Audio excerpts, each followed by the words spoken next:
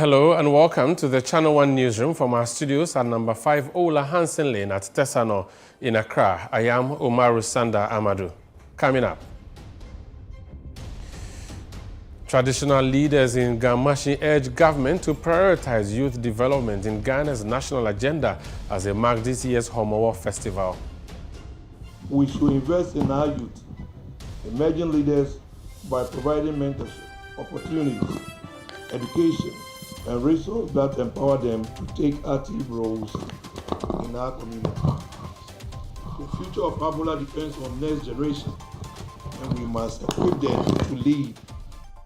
We hear from commercial transport operators bent on protesting over the state of the Pokwasin-Sawam Road as unions issue a one-week ultimatum to ensure swift work on the project.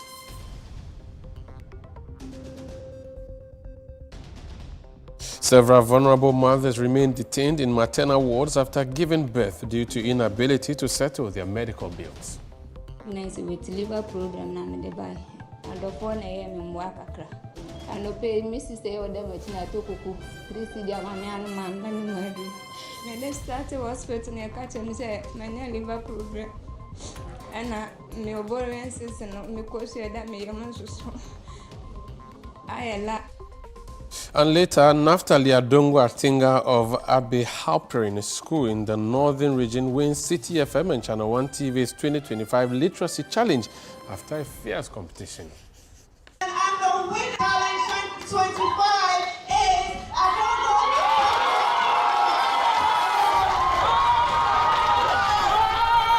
is my twin brother. Because my school is in Tamale, so my teachers were not able to come to Accra to help me. So it was my twin brother who was helping me through all this.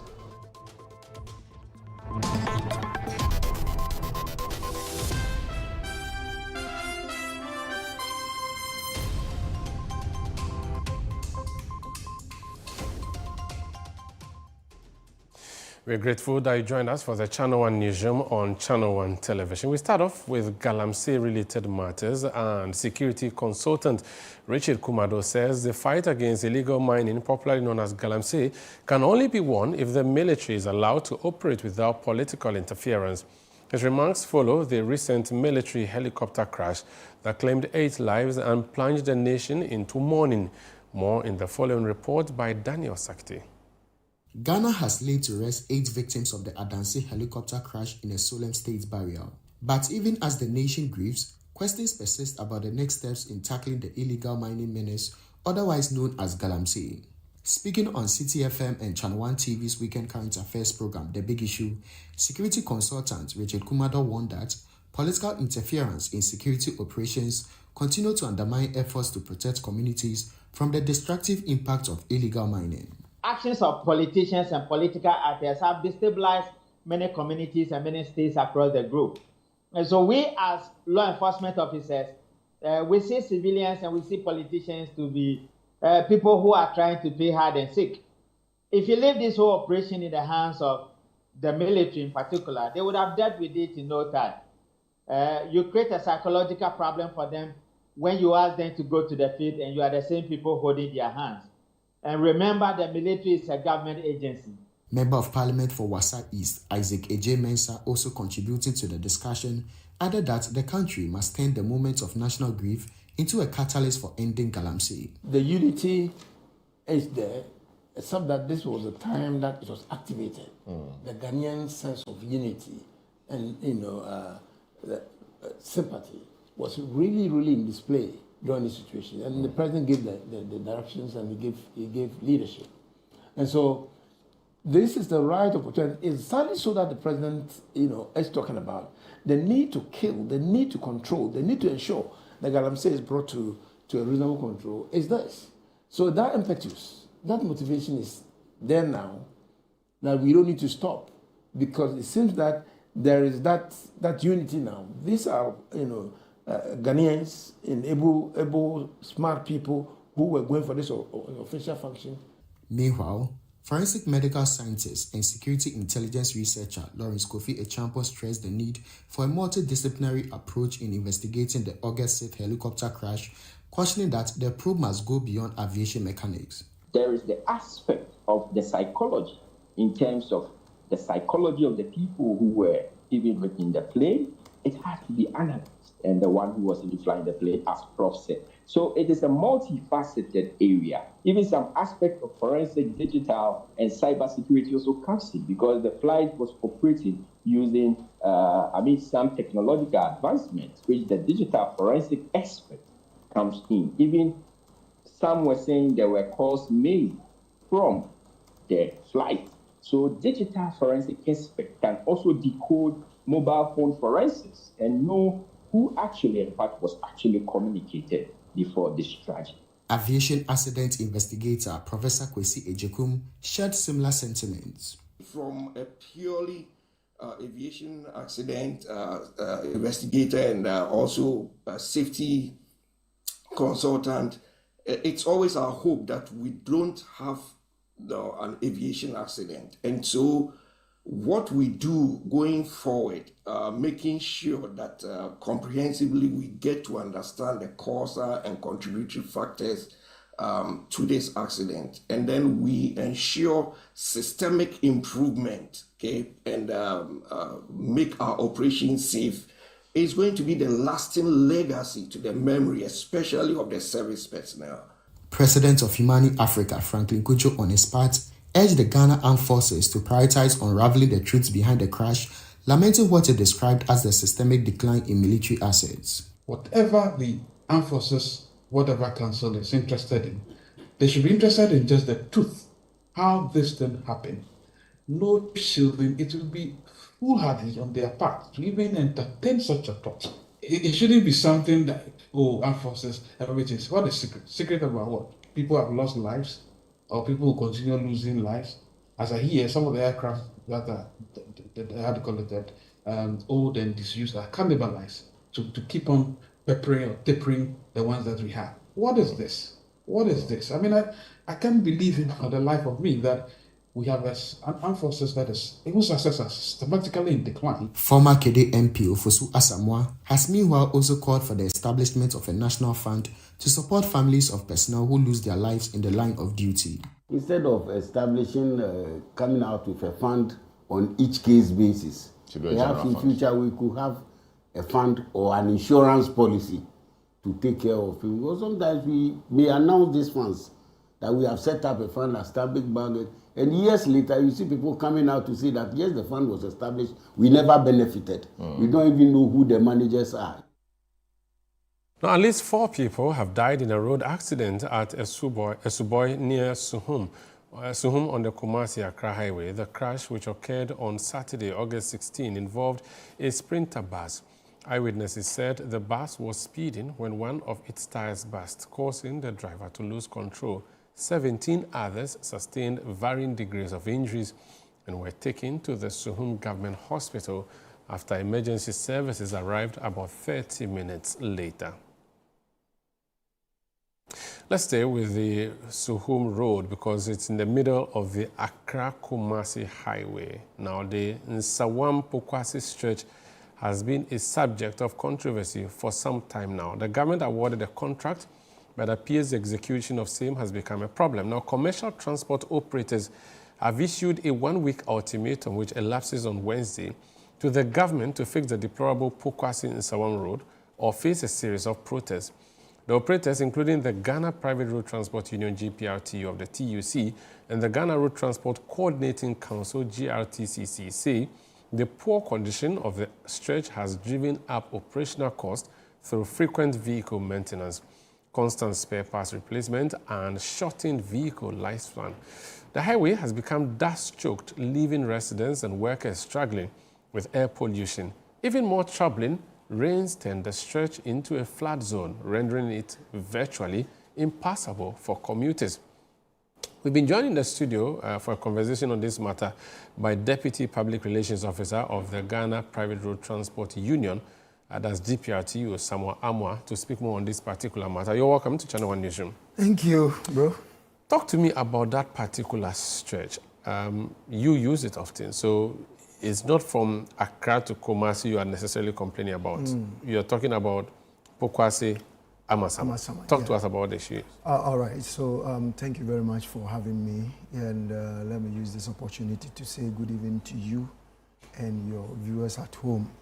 Also to my National Vice Chairman, Neo Kanta Accra, who is, celebrating the Homowo Festival right inside North Kanishimantse Ankara Royal, Palace. I'll give you an invoice for all the shout-outs, but yes, yes, let me come back to this Pokwase Amasama road. You see, this road is something that is giving a big time problems to the drivers that ply that road. And not only those that, ply in some, that very road, leads to Kumasi, northern region, most part of the eastern region. If you want to travel, that is the same road you use. It has been there for some time now, and it's like drivers that ply the road, as you go and come back, unless you take the vehicle to a workshop, has to change, some parts before you can continue with the business. And in nowadays too, the spare parts too is very, very, costly. And, because of that, drivers started complaining. And even quite recently, some of the drivers that even ply that route, started threatening the leadership of GPRT and the other transport operators that they will, forcefully increase their transport fares, of which we think is not the right, thing for them to do. So we approached the Minister of Roads and Highway, Honorable Abuja. We approached him, then he gave us his word that we should give him 6 weeks. And that was when? That was almost about 2 months ago, 2-3 months ago. Then he gave us this, 6 weeks that he's going to make sure that, monies has been released and contractors will be sent to the place to just go and fix the road. So we remain calm. We came back to our drivers. Then we explained to them that, they should just keep cool. Very soon that road is going to be fixed. Little did we know that it's going to remain the way it is now. And everybody that plies the road will attest to this fact that it's unmotorable. I'm glad you are showing it in your screens for your viewers to look at the states in which in the rainy season we can. The other time, myself, my dad is in his home, so most of the time I do ply the road. My vehicle remains there. It was a rainy season.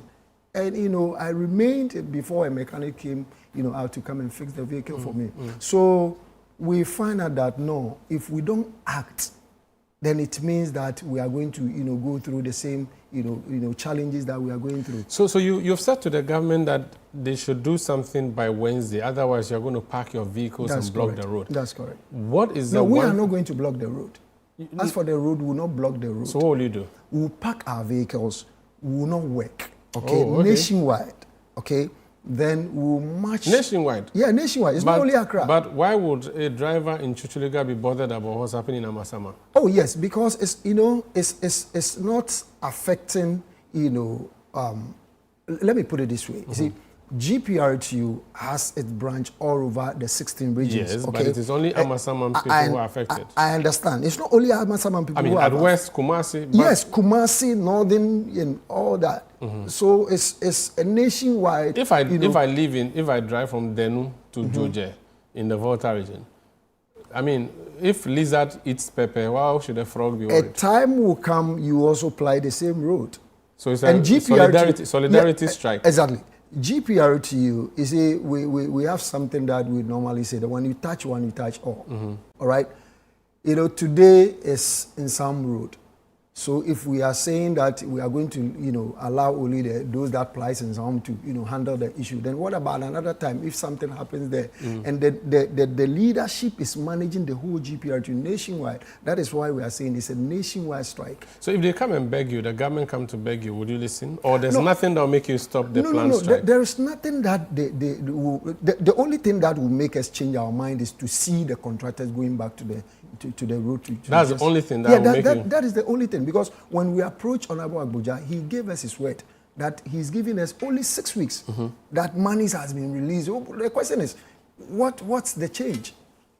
So are you going to just do a one-off sit down or park your car's day strike Or is something you're going to do until that road is fixed? If you check on our release, our release that we brought it out, we said that we are going to park the vehicles till we see, the government sending the contractors on the road to go. It's not just on Wednesday. It's not just on Wednesday. So you are starting from Wednesday? Yes. So if they don't fix the road, we gave the government up 1 week, okay? That will elapse on Wednesday. Yes. So after Wednesday, then we'll kick it off. But have you considered you're actually essentially shutting down the country because because your unions include trotro, taxis. I don't know if long buses, cargo trucks. The ride-hailing app drivers did to their own? No, they are not on. They'll make money and leave you. Your people will give up on you. Can they pick the passengers to Kumasi? No, they can't. So that is where the problem will come from. So long distance, you go on strike? Yes.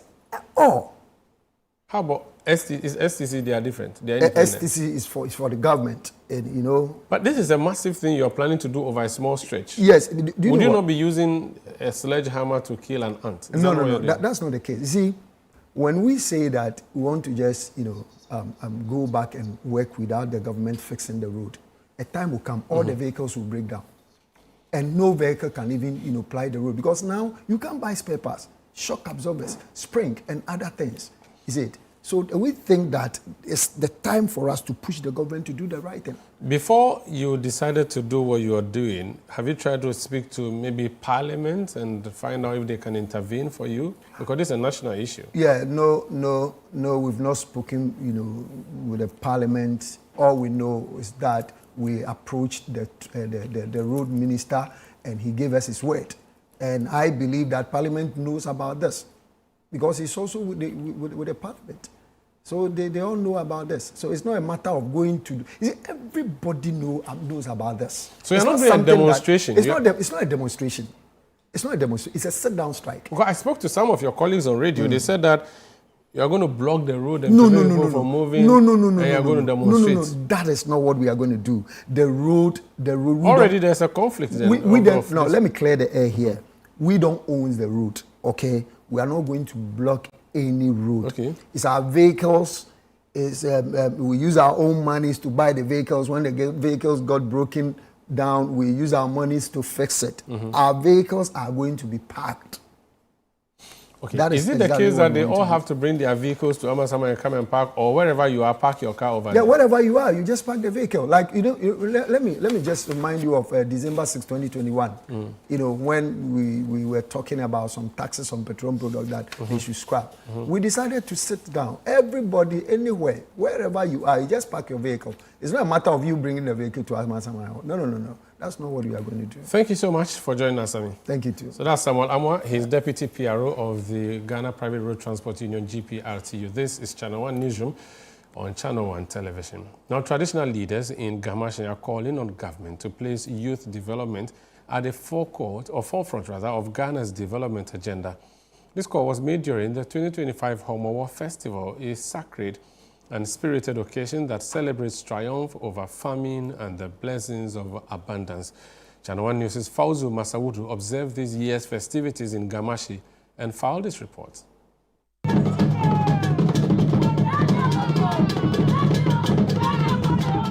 Rooted deeply in Ga tradition and spirituality, the Homowo Festival, which symbolizes the Huti Natanga, is a celebration of resilience. It commemorates a season of plenty after the Gans were once in history plagued by famine. In Gamashi, the day begins long before the skies are clear. Households awaken to the sound of bustling kitchens and the rhythmic beating of drums as women, young and old, prepare pupui, the sacred dish of the day. Passed down through generations, the preparation of pupui is a ritual in itself. At a family compound in Otublohun, women gather in harmony, their seasoned hands transforming steamed and fermented cornmeal into tradition. The palm nut soup and smoked fish that accompany it isn't a mere delicacy, but a symbol of the purpose of Homowo.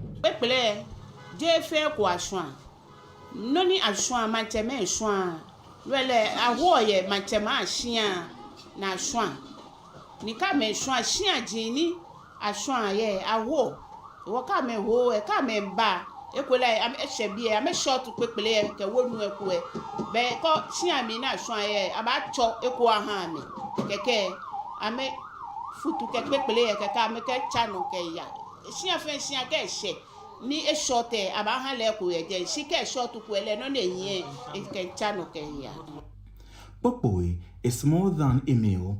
It is a statement. Each bowl is served with warmth, unity, and ancestral reverence. In every bite lies a story, a prayer, and a shared memory. But the dish is not just for filling the belly, it is for honoring. The ceremonial sprinkling of pokpoi, performed with reverence, is believed to appease the spirits of the Ga ancestors, invoking blessings of peace and prosperity. The ritual begins with the Gbesimanche Ni Ayibonte, that's Adontin, head of military of the Ga state, who performs the first sprinkling before reporting to the Gamanche King Takite Kuchulu II. Only then is the practice extended to other traditional cultures, including Simpe, Abola, Otubluhun, Asre, and others, collectively in local parlance as Gamashi Akuchi. The pounding of traditional drums, the crack of ceremonial muskets, and the vibrant dance performances fill the streets with life. Homowo, in full swing, becomes a vivid reminder of the Ga identity, rich, proud, and enduring. Kewake Homowo, Ga wake wo wa omoyi, omoni ba ye game be konehu. Keje biameni wo jegbe fanu wo ba omoni ba ye game no jino ni mene wo ke omowo wo wa omo ya hu mene afine 2025 afie ebani na mikebu fe ke wo kwebo ni afie li eyo ke wo ke omowo kele kusu na afie oyo mo gbile yi ababashi ka bashi tan abafanma ka fanma o dada oyi neje abagbele ofe mo na ka gbele ofe mo na gbene gbeme ni sani apoto ni attention. Amidst the pageantry, traditional authorities seized the moment to advocate for unity and youth empowerment, especially in light of recent tensions surrounding chieftaincy dispute.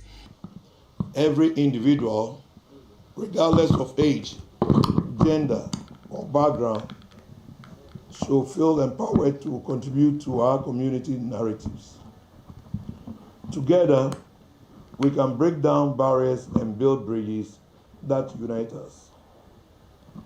We should invest in our youth, emerging leaders, by providing mentorship, opportunities, education, and resources that empower them to take active roles in our community.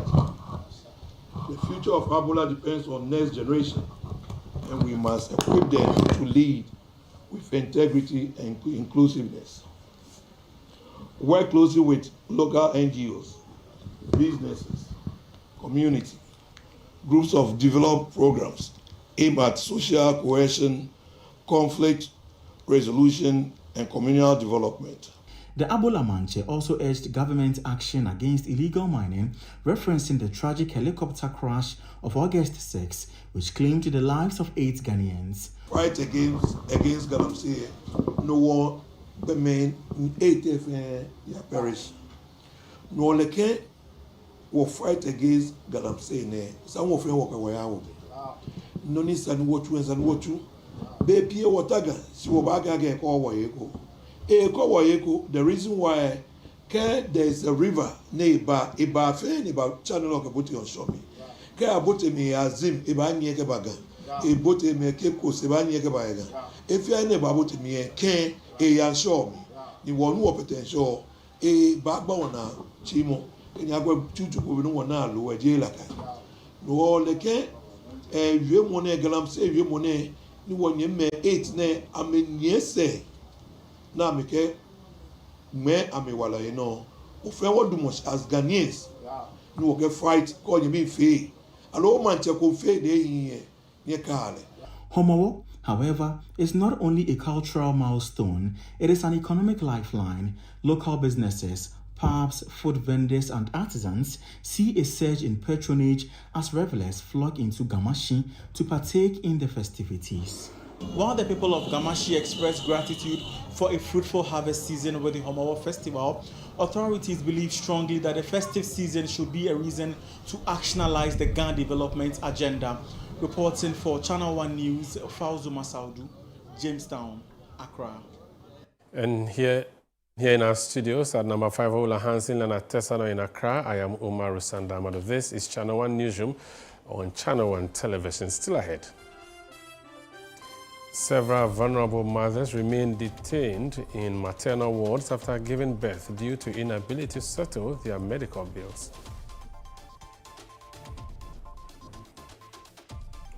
More on that when we return. Please stay with us.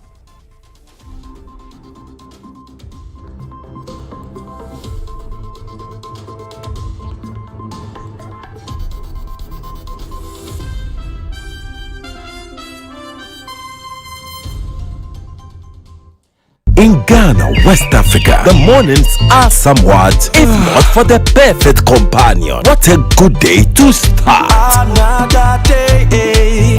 It always smiles knowing we are together. Ooh, what a feeling. We not go, you there for family. If you not be you, then who go there? Work is always effective with Nasco home appliances. No wahala if the sun is up. We there for your appetite. Never a dull moment to go for something chilled. Classic home appliance for the fisher folks. Good vibes only while you wait. The feeling hits very deep. Enijepa ewa Nasco fie. Nasco, bring home happiness. You've seen nothing yet. This Big Brother Naija Season 10. It's 10 times the drama, 10 times the rivalry, and 10 times the game. This is certified. No zero, no minus. Big Brother Naija Season 10. Showing 24/7 on DSTV and on GoTV. Gold sponsor, Guinness. Hey Ghana, so you people know Miss Brother once more. If you knew, it's your boy. Kill them all, kill them all. But this time, I'm not only killing mosquitoes, though. I am killing the great. See? This wouldn't have been possible if I didn't have the perfect mosquito-free atmosphere. Thank you, Out Insecticide. And yeah, Out Mosquito Coil. For a mosquito-free atmosphere, trust Out to... You are not serious. Out Insecticide. So ya boa, faha.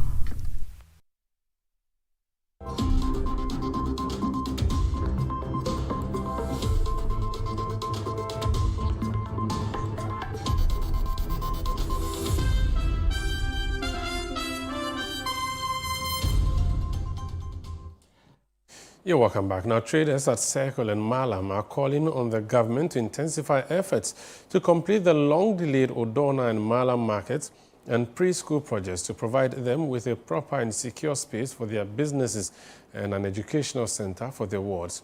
Despite construction beginning in 2017, the facilities are yet to be commissioned.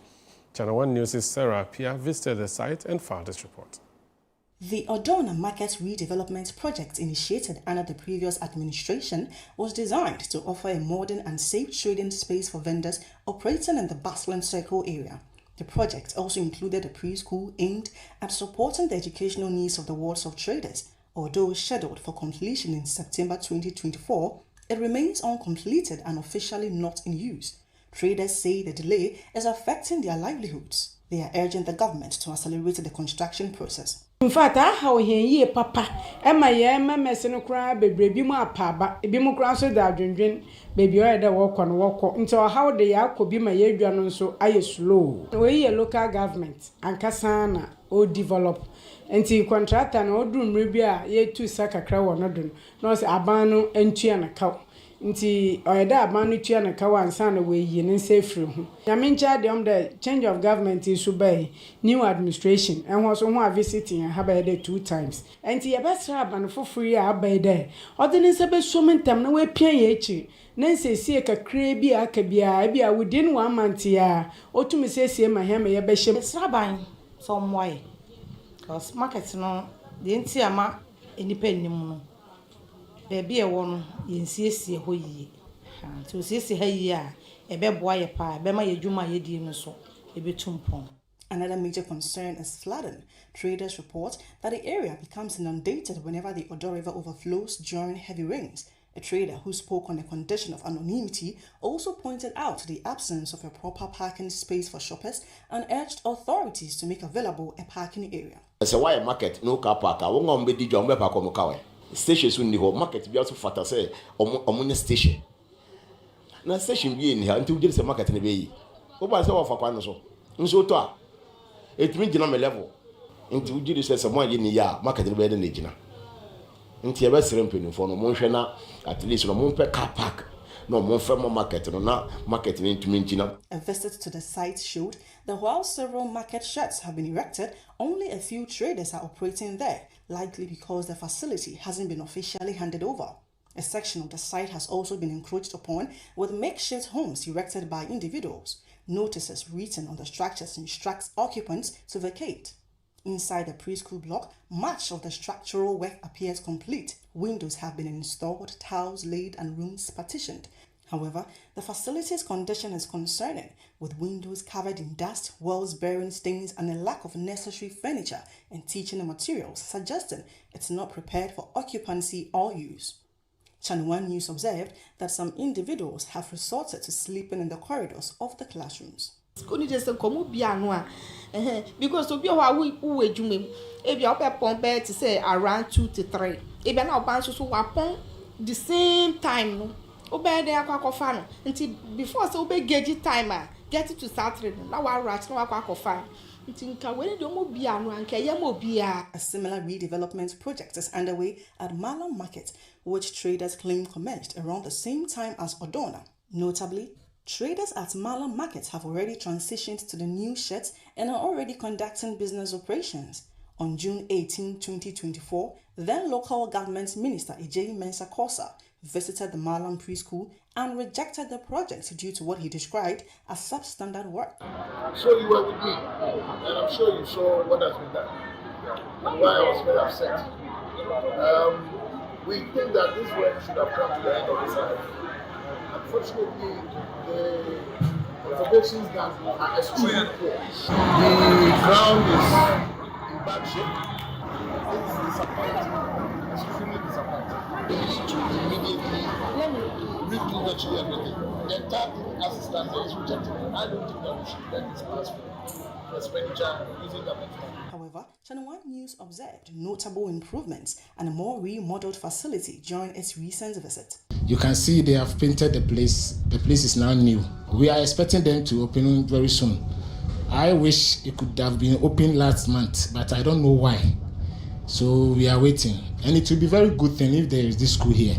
Because there are a lot of children walking around and the parents are selling. So after the selling, then you'll be looking out for your child or something.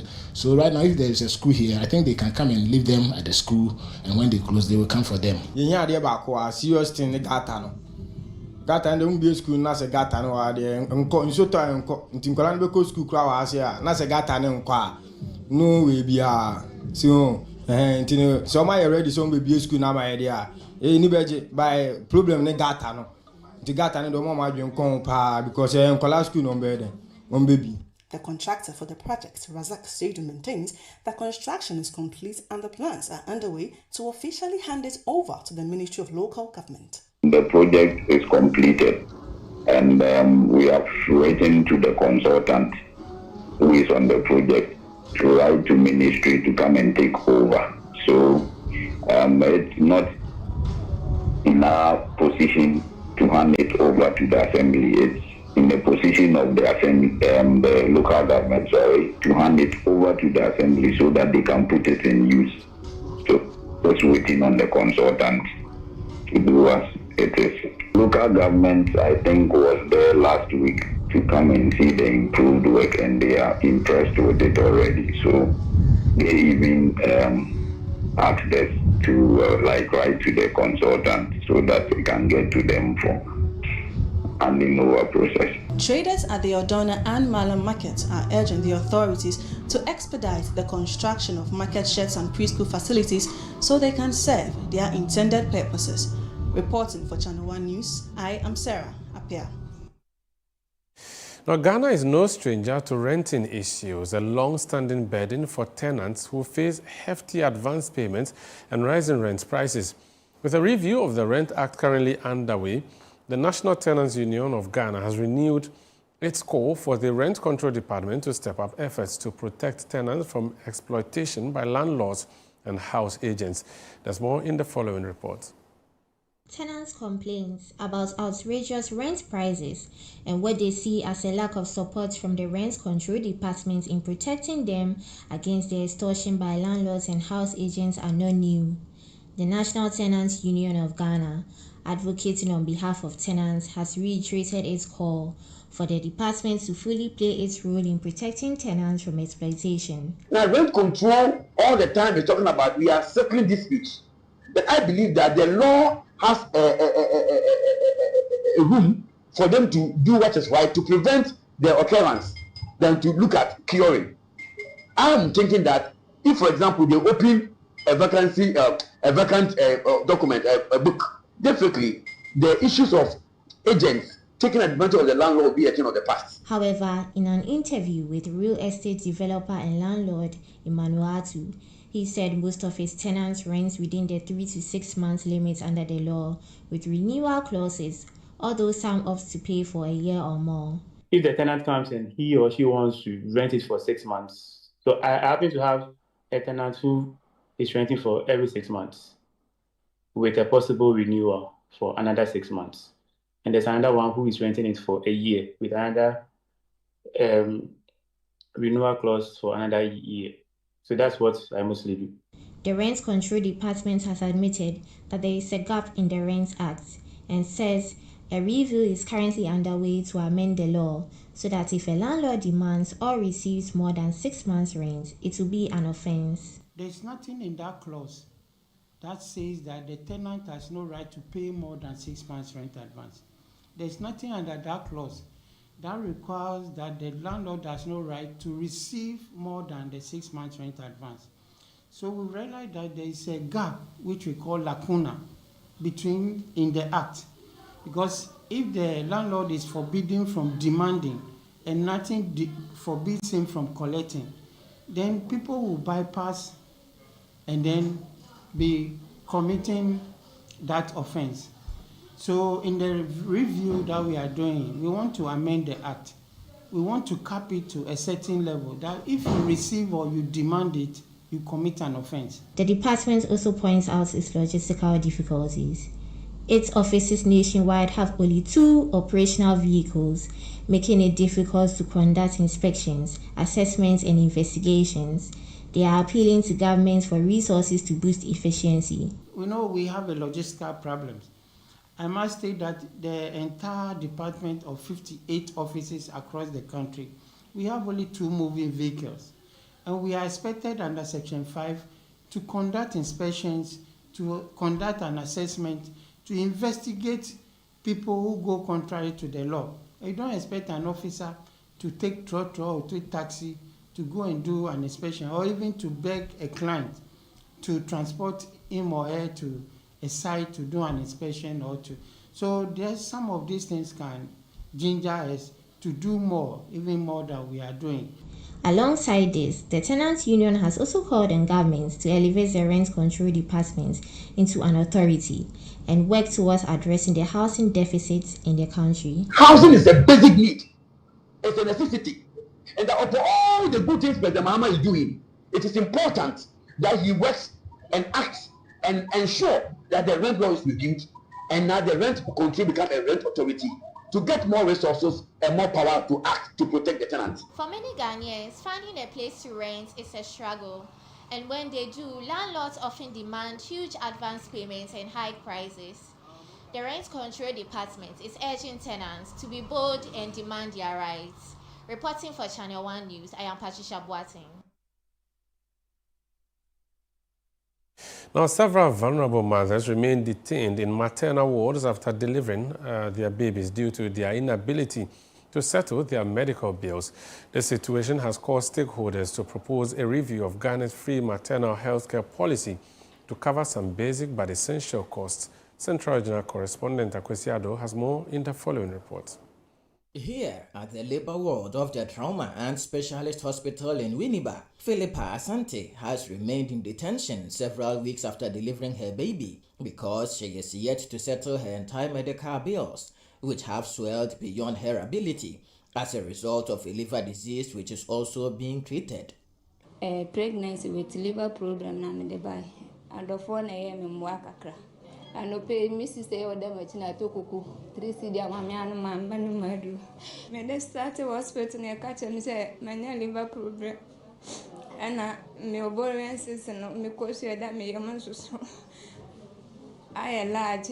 Veronica Arthur, a resident of Gomuwe Nyami, also remained on admission here at the Gomuwe Clinic for several weeks after giving birth. Being an epileptic patient without support from family makes her even more vulnerable. In most circumstances, the medications for her child are funded by some benevolent health workers. My family said that, go.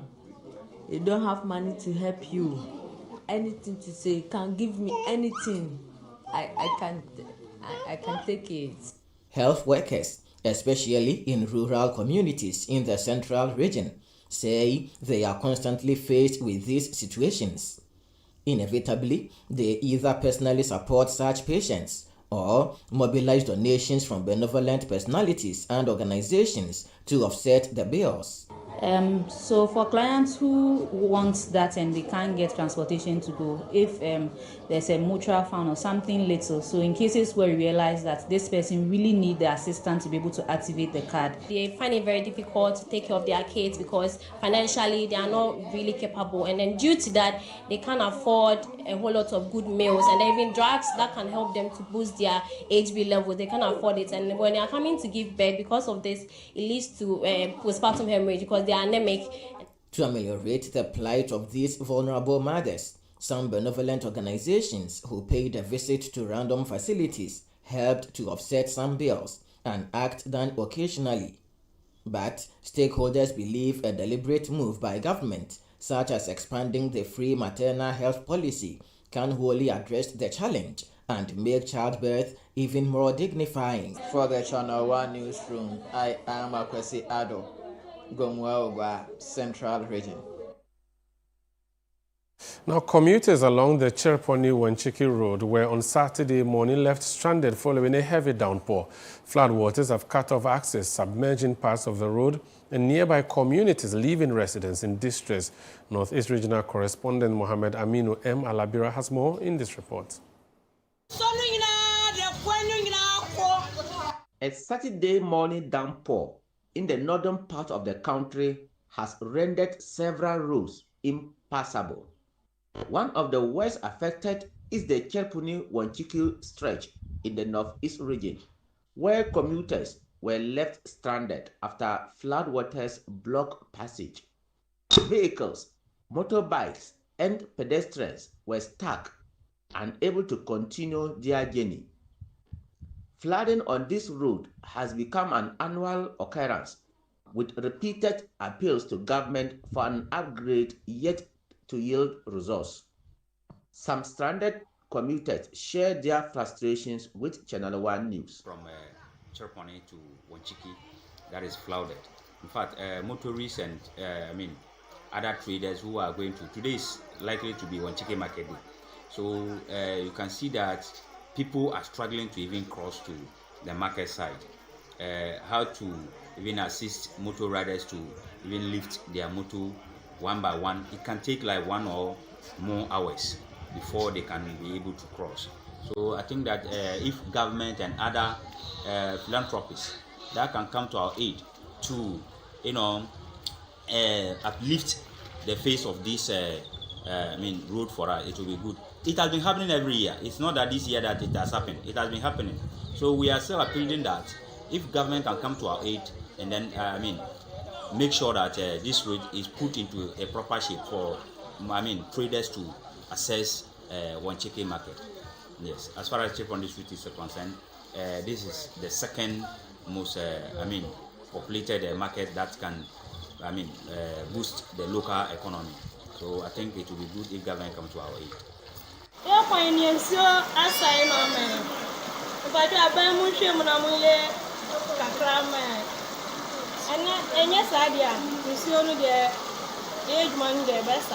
Meanwhile, several communities in the area have also been flooded, with many residents losing personal property.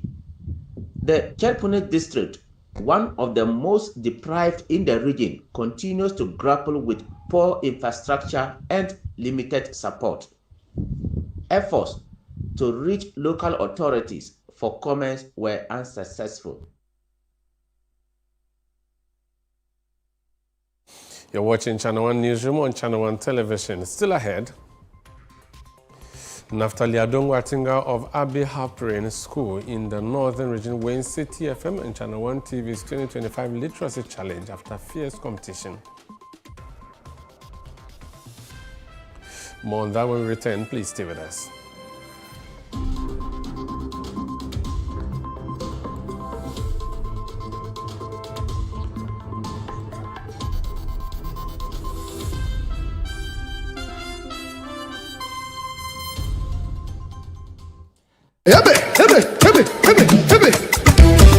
This August, get ready for an unforgettable night of worship and celebration as Perez Music presents Glorified, dubbed His Love and Kindness, ministering live Perez Music alongside the legendary Daughters of Glorious Jesus, also ministering Joyful Way Incorporated, Minister Gabi Akwe and Edom Evangelist. Join us on Sunday the 31st of August 2025 at 4 p.m. sharp at the Victory Bible Church, Awoshi Dominion Sanctuary for an evening of powerful ministry and praise. It's absolutely free. But if you would like to support this ministry, you can do so by purchasing our special event merchandise or call 0557 116 607. That is 0557 116 607. Let's come together and raise a sound of gratitude for God's love and kindness. It's going to be nothing short of heaven on earth. This event is proudly sponsored by Eddie Spitzer and powered by Rima City of Worship. DSTV means choosing. Amazing acting. Face branding while streaming. Front row at the gaming and super fanning while on the going. Winning. Binging and blockbustering. While others are white ricing, you're jolloffing. This looks so good. With something for everyone, anything is possible when you're DSTVing. Start today with all sorts of packages to match your...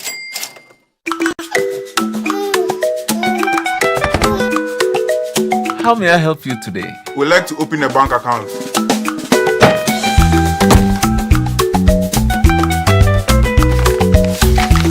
Sign here, sign here, sign here, and here. And now you draw direction to your house. I need your thumbprint. And I'll need your birth certificate too. No, I need the original. A lot has changed since you banked like this. So have we. We've made it easier than ever to open an account online and bank on the go through our mobile app, online banking, and more. EcoBank, a better way to bank your way. Sign here, and here. EcoBank, the Pan-African Bank.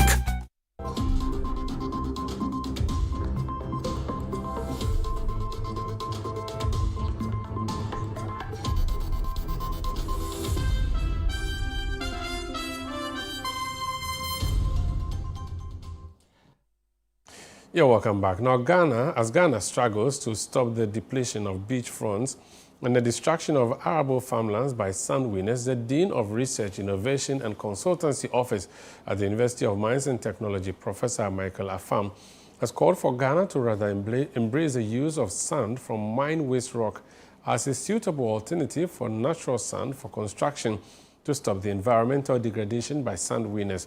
Professor Afam said this while delivering his inaugural lecture at the UMAT in Takwa on the theme All Sand, Critical Circular Solutions to Address Huge Mine Waste Challenges and Fine Aggregate Scarcity. Channel 1 TV's Akwesi Ejenim has more from Takwa. A parliamentary report reveals that nearly 85% of sand winners in Ghana operate illegally despite sanctions under the Regulation 29 of Legislative Instrument 1652. Their activities have destroyed farmlands, eroded beaches, and undermined tourism along the country's coastline. It is against this backdrop that Professor Michael Afam, a geotechnical engineer and Dean of Research, Innovation and Consultancy at UMatt, used his inaugural lecture themed All Sand, Critical Circular Solution to address huge mine waste challenges and find aggregate scarcity to advocate the use of mine waste rock as a viable substitute for natural sand in construction. We are looking at all sand. The all sand, as I explained, has to do with our waste rock, which is sitting idle. And what we are trying to do is that we are having a global challenge where sand is being depleted. Meanwhile, we have observed that the technical and economic consideration of our waste rocks which sit idle on our mining corridors. Some of them, especially the quartz-rich ones, which are of Takoyan origin especially, can be milled and be utilized as sand. And the interesting thing is that these materials sit in huge tonnages. In fact, the little estimate we have made indicate that we are very close to the 100 billion tons, which our research team has indicated.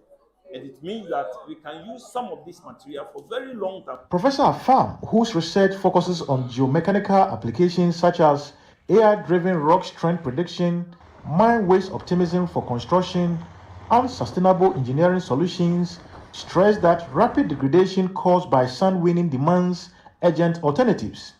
He invited industry players and investors to explore opportunities in mine waste processing for construction. What we want to say in the short is that we want businessmen to show interest. You see, for us researchers, our best job is to do the technical consideration. When we finish, we need industrialists, what we call uptakers, to show interest to get there. Now, when they do it, they will bring it to us, or we will come and take samples and analyze. If there are any consideration, anything which is not good, we will tell them. In a related development, Western Regional Boss of the Minerals Commission, Francis Anobil, speaking at UMatt's 13th Annual Alumni Lectures under the theme Mining with a Mission, Leadership, Legacy and the Future of the Ghanaian Resource Economy, noted that Ghana must pursue broader benefits from the sector rather than just the revenue it realizes.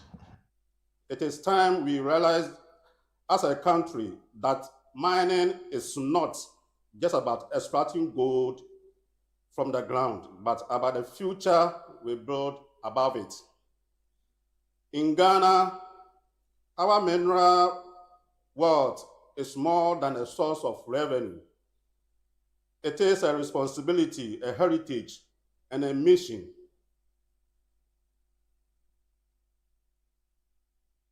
Now, Naftali Adongo-Atinga of the Abbey Helpering School in the northern region and the only finalist from that part of the country has been crowned winner of the 2025 Literacy Challenge. After excelling in a national essay competition, passing an aptitude test and conquering a 4-round quiz, he walks away with 10,000 Ghana cedis and the coveted title of Literacy Champion. Channel 1 TV's Sheba Arba Benin was there. Atmosphere at the Alisa Hotel on Saturday, August 16 was a mix of nerves, fear and sheer excitement as the top 10 finalists faced off in the last lap of this year's Literacy Challenge. The room was packed with students, teachers and parents of the contestants who had come in their numbers to cheer on their favorites. The journey began months ago with essay submissions on the effects of climate change on agriculture in Ghana. From hundreds of entries nationwide, 50 exceptional junior high school students were shortlisted for an aptitude test, eventually producing 10 finalists from the Greater Accra and Northern regions. Ahead of the quiz, the contestants were optimistic and eager to lift the trophy. I expect to take the ultimate prize home. I expect to know more and learn more, since in this world we learn every day, so That's what I know for sure. Do you expect to take the cup? Yes, please. Bringing it to Glory Charles Kilomte. Yes, I expect to win the trophy and the cash prize. Similarly, the parents of the finalists expressed complete confidence. I expect nothing but I need a cup to go back to the north. But it's God who will determine who will be first. So I expect nothing but us sending the cup back to Abraham School in Tamale. Sleepless nights. In fact, it's not easy. She's doing her best anyway. We are expecting her to this time take the cup here. The heat was turned on when the students were grilled in general knowledge, social studies, science, and English, but they delivered with excellent answers in a live quiz broadcast. At the end, it was pure joy when Natalie Adongo Atinga, the only finalist from the northern region, was declared champion with 86 points. And the winner challenge 2025 is Adongo.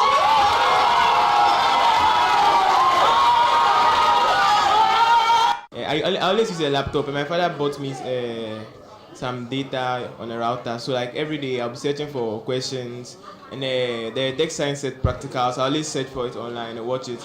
And the previous literacy challenge, the previous literacy challenges, I've been watching them to see whether they repeat some of the questions, and they did. So it was +1 for me. My twin brother, because my school is in Tamale, so my teachers were not able to come to Accra to help me. So it was my twin brother who was helping me through all this. Second place went to Amma Asantua Atadankan of Bishop Bowers with 83 points, while Eduji Kofi Yebro from Covenant Presby finished third with 80 points. Well, I prepared well.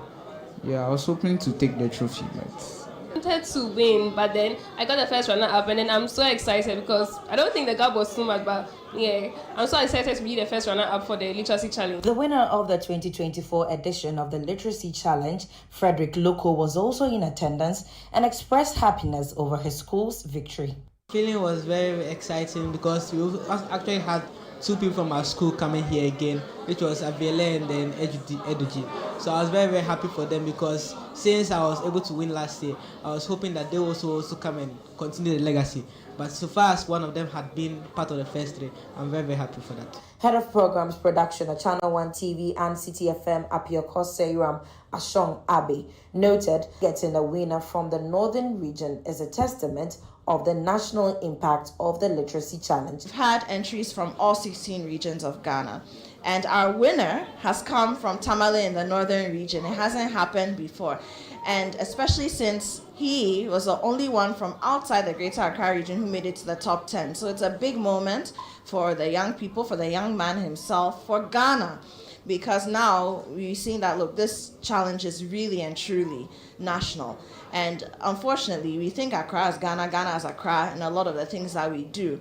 But this shows that if you just put a little bit of effort, a little bit of investment, a little bit of a push into projecting all of Ghana's children. The finalists, including the winners, were awarded medals and educational supplies for their outstanding performances. The Literacy Challenge is organized by City FM in partnership with Channel 1 TV, with sponsorship from Belmu and GB Assessment. Finally, the question of who wins the Literacy Challenge 2025 and has the bragging rights as a literacy champion has been answered, as Natalie Adongo Atinga of Abehau Prince School in the Northern region has won the bragging rights and a 10,000 Ghana cedis cash. Here also now the call is for you out there to join the next edition of the Literacy Challenge. I am Sheba Araba Bennett reporting for Channel 1 News.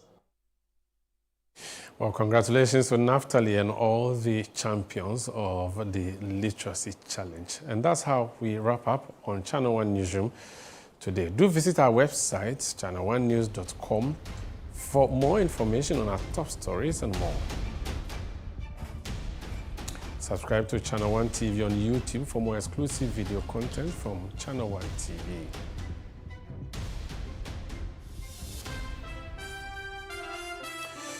Download the Google Play Store on the App Store and Google Play Store.